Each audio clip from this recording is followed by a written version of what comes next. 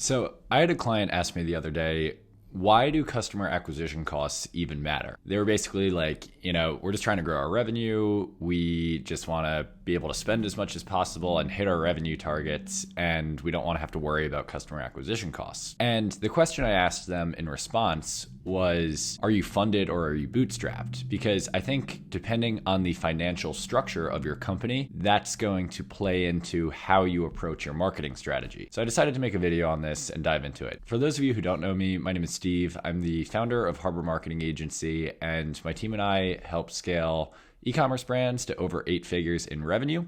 So let's dive in. Really, the reason that being bootstrapped versus being funded makes a difference when it comes to your approach to your marketing strategy is basically cash flow. If you are bootstrapped, then you are going to be capped by how quickly you can grow depending on what your customer acquisition costs are. So just to make it simple, let's say that you have a customer lifetime value of $200 in profit. You cannot spend more than $200 to acquire a customer without burning through cash. Eventually, you are going to lose more money than you have in cash reserves on every customer acquired, and you're going to go out of business. You're not going to be able to grow anymore. If you're funded, then that fundamentally changes the approach, because then you get an influx of capital from investors, and the game there is not necessarily to be profitable on every single customer acquired, but instead to build up your customer base so that you can eventually sell the company, maybe in a strategic way where your customer list is valuable to a larger company and they can use it to sell more products or services to those customers on their end, therefore increasing the overall lifetime value of those customers and making more than you paid to acquire them and what they paid for the company. So it's a fundamental difference in strategy. If you're bootstrapped, you have to abide by what you can